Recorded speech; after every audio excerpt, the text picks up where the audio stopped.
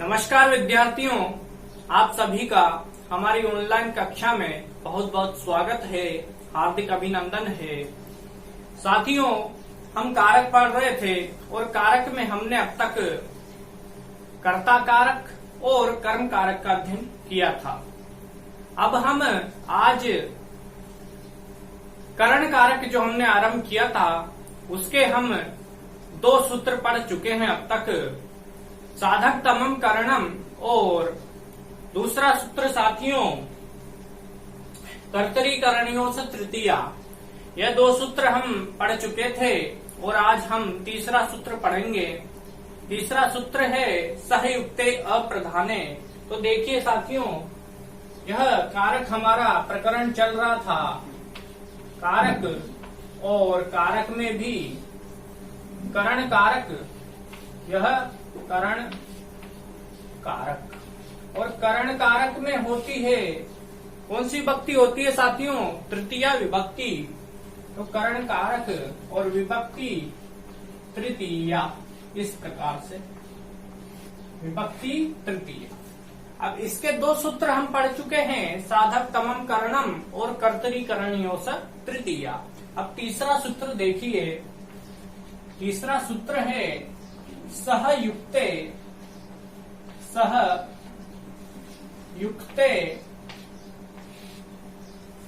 अप्रधाने। सहयुक्ते अप्रधाने, यह सूत्र हुआ सहयुक्ते अप्रधाने। अब यह सूत्र क्या कहता है इसके बारे में भी जानना आवश्यक है। तो यह सूत्र, इसकी अर्थ देखिए, यह सूत्र कहता है कि सह ये सह और साकम और सार्धम, सह साकम सार्धम और समम। कितने शब्द हुए? 4 शब्द, सह साकम सार्धम और समम। इन शब्दों के योग में अप्रधान कारक में तृतीया विभक्ति का प्रयोग होता है। तो यह सूत्र क्या कहता है? सह साकम सार्धम और समम शब्दों के योग में, इन शब्दों के योग में अप्रधान कारक में, किसमें? अप्रधान कारक, अप्रधान कारक में तृतीया विभक्ति का प्रयोग होता है। अप्रधान कारक में तृतीया विभक्ति का प्रयोग होता है, होता है। अब इस सूत्र में ध्यान रखने वाली बात यह है कि कारक कौन सा होना चाहिए? अप्रधान कारक। कारक अप्रधान होना चाहिए और अप्रधान कारक में तृतीया विभक्ति का प्रयोग होता है। अब सह साकम सार्धम और समम, इन चारों शब्दों का अर्थ होता है साथ, है ना? तो इन सभी शब्दों का अर्थ होता है साथ, यह अर्थ होता है इन चारों शब्दों का। अब इसे एक उदाहरण के माध्यम से समझते हैं। जैसे दशरथ के साथ राम आए, यह उदाहरण हुआ। दशरथ के साथ कौन आए? राम आए, तो राम आए, यह वाक्य बना। दशरथ के साथ राम आए। ठीक है, अब इस वाक्य में राम क्या है? कर्ता, यह बना राम, और आए क्रिया है, तो यह हो जाएगा आगतः। आगतः, इस प्रकार से। अब देखिए, दशरथ के साथ, अब ये साथ, यह साथ अर्थ आ रहा है। ठीक है, और यहां पर हम सह का प्रयोग करते हैं। देखिए, साथ, यह सह। अब दशरथ, अब देखिए इसमें राम आए। ठीक है, तो राम करता है, आगतः क्रिया है, तो रामः आगतः, और सह साथ, सह का अर्थ होता है साथ। ठीक है, अब अप्रधान कारक, इसमें अप्रधान कारक है दशरथ, और यह सूत्र क्या कहता है कि अप्रधान कारक में तृतीया विभक्ति का प्रयोग होता है। ठीक है, किसके योग में? सह, साकम, साधम और समम, इन 4 शब्दों के योग में। पहली बात, इन चारों शब्दों में से किसी भी शब्द का योग होना चाहिए, किसी भी शब्द का प्रयोग होना चाहिए। दूसरी बात, अप्रधान कारक होना चाहिए। जब ये 2 स्थितियां हमें प्राप्त होती है, तब अप्रधान कारक में सह, साकम, साधम और समम के योग में तृतीया विभक्ति का प्रयोग होता है। यह बात क्लियर।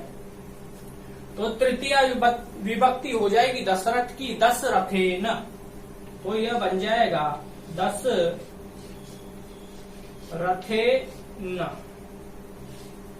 यह वाक्य बना दशरथेन। अब यह क्या है? दशरथेन, यह अप्रधान कारक है। दशरथेन क्या है यहाँ पर? अप्रधान कारक, अप्रधान कारक। ठीक है, और ये सह का क्या हुआ है? योग, सह का योग है, और राम यहाँ पर है कर्ता, और आगतः यहाँ पर है क्रिया। यह हो गई क्रिया। यहां तक स्थिति स्पष्ट हुई, यहां तक समझ में आया। इसका एक स्क्रीनशॉट ले लीजिए, फिर आगे बढ़ते हैं।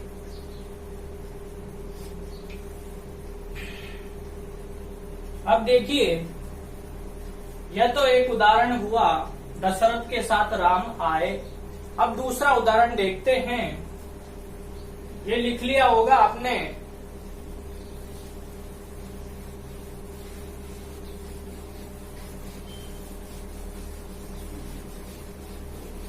दूसरा उदाहरण देखिए, जैसे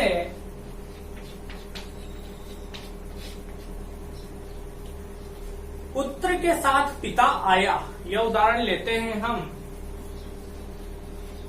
पुत्र के साथ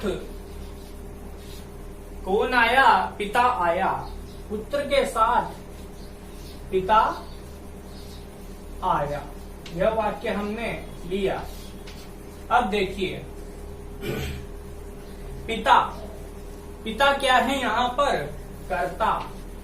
यह तो हो गया कर्ता, और आया यहाँ पर है क्रिया, तो यह आया, यह हो गई क्रिया। अब पुत्र के साथ, तो पुत्र के साथ, साथ यह सह, सह का अर्थ होता है साथ। साकम, सार्धम, समम, सबका अर्थ साथ ही होता है। यहाँ पर हम सह, साकम, सार्धम और समम किसी भी शब्द का प्रयोग कर सकते हैं।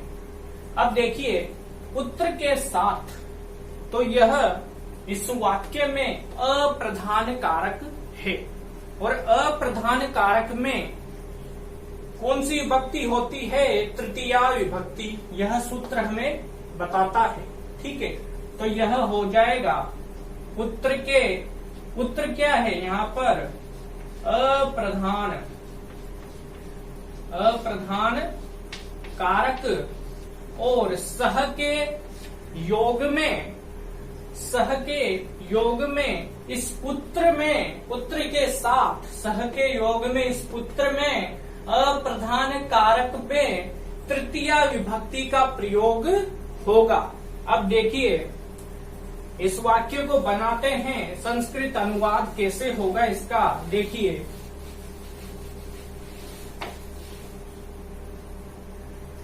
अब पुत्र के साथ पिता आया, पुत्र अप्रधान कारक की तृतीया विभक्ति एक वचन पुत्रेण।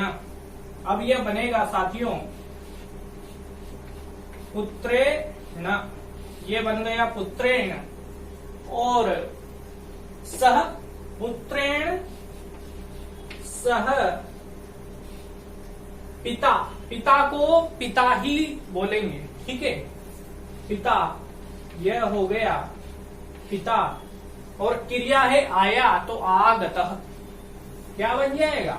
आगतः, इस प्रकार से। अब देखिए कर्ता पिता और क्रिया आगतः और सह का हुआ योग और अप्रधान कारक है पुत्र, पुत्रेण। यह हो गई तृतीया विभक्ति। इस सूत्र के अनुसार सह के योग में तृतीया विभक्ति पुत्रेण और पिता आगतः, पिता आया। पुत्रेण सह पिता आगतः, पुत्र के साथ पिता आया। यह सूत्र बिल्कुल स्पष्ट हुआ साथियों, यहां तक आप लिख लीजिए।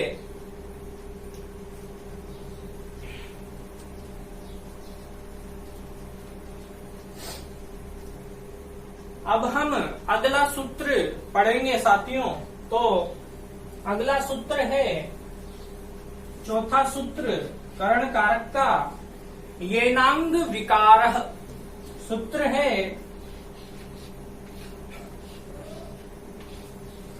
येनांग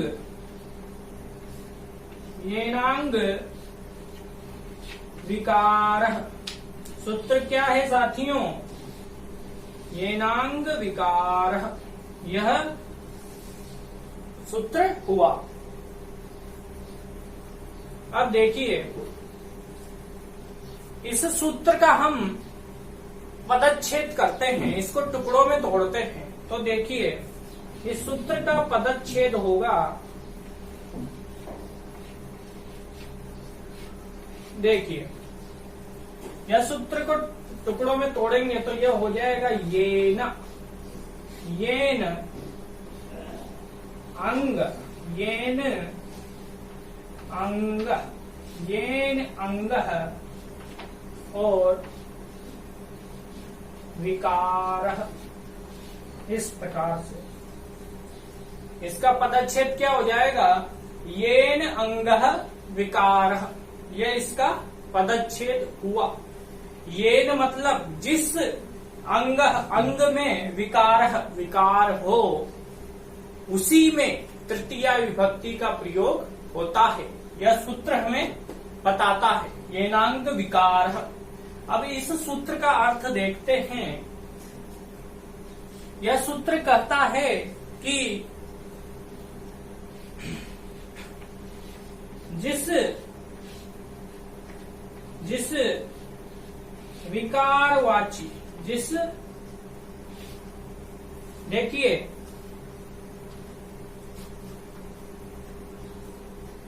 जिस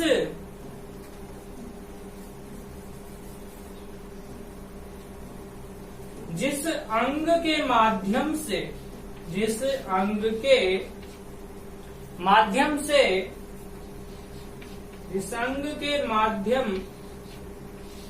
से विकार को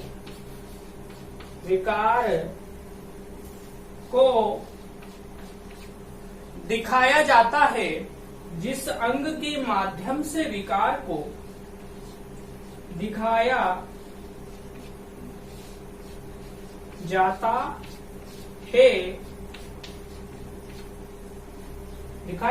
है उस अंग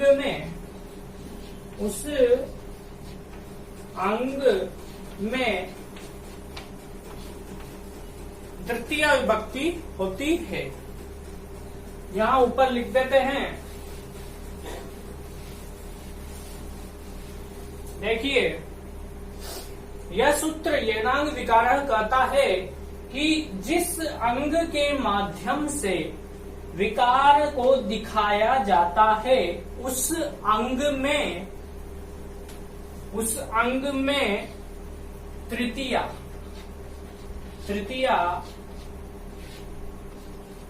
विभक्ति, कौन सी विभक्ति? तृतीया विभक्ति होती है। अब इसे हम एक उदाहरण से समझेंगे। जैसे एक उदाहरण हुआ, वह पैर से लंगड़ा है। ये उदाहरण लेंगे हम। जैसे वह पैर से किससे? पैर से लंगड़ा है। यह उदाहरण हुआ।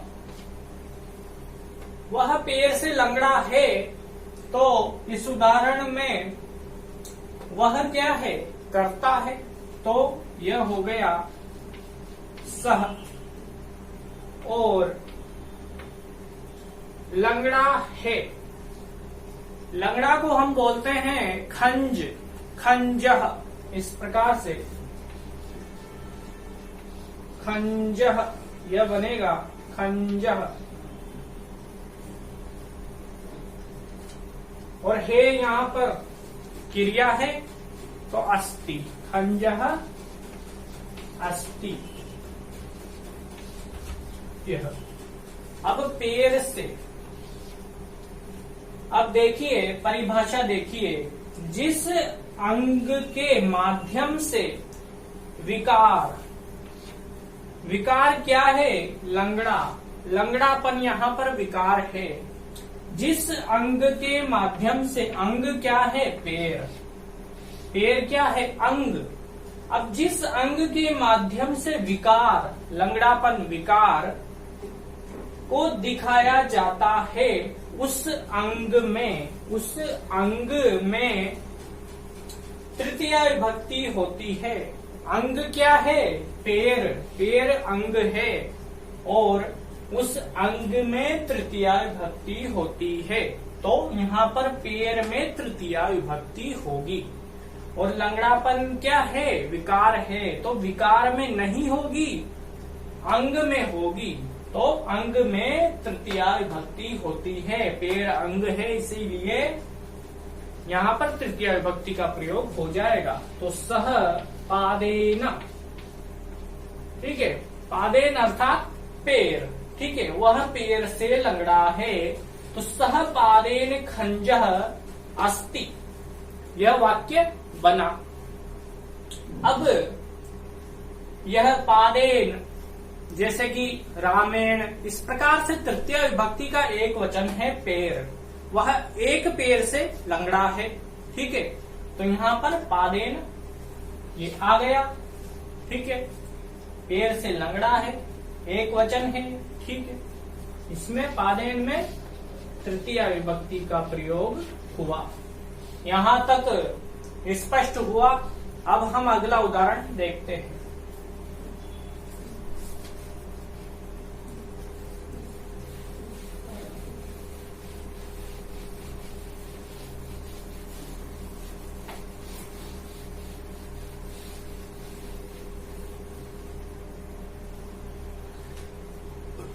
यहां तक लिख लीजिए, अगला उदाहरण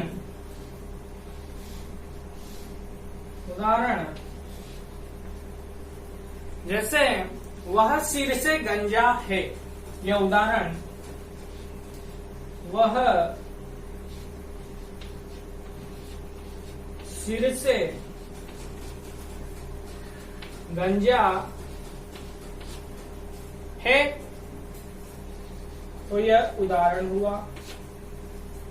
वह सिर से गंजा है, ठीक है। इस वाक्य में वह कर्ता है और है क्रिया है, तो यह वह तो क्या है, कर्ता, और है क्रिया है यहाँ पर,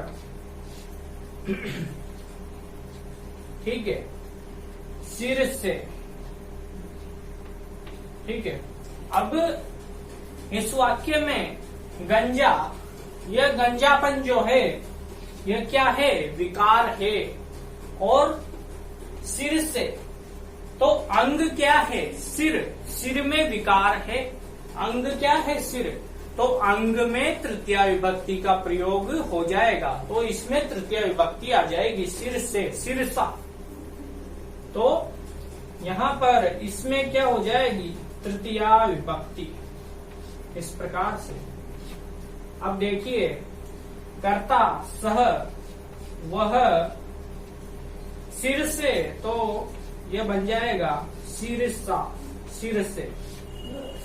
सह सिरसा, वह सिर से गंजा, गंजे को बोलते हैं खलवाटह, तो यह बन गया खलवाटह, इस प्रकार से खलवाटह। और है यहाँ पर क्रिया है, तो यह अस्ति, इस प्रकार से। साथियों, यह वाक्य बना वह सिर से गंजा है, तो सह सिरसा खलवाटह अस्ति। सह कर्ता, सिरसा इसमें तृतीया विभक्ति, क्योंकि अंग है, सिर गंजा है तो सिर अंग है, इसलिए अंग में तृतीय विभक्ति सिरसा, और गंजा को बोलते हैं खलवाटह, खलवाटह, और है क्रिया है अस्ति। सह सिरसा खलवाटह अस्ति। इस प्रकार से यह, इसके दो उदाहरण हमने देखे, ठीक है साथियों। तो आज के लिए इतना ही। यहाँ तक आपको अच्छे से समझ में आया होगा और आप अच्छे से तैयारी करते रहें। हम मिलते हैं अगली कक्षा में साथियों। नमस्कार।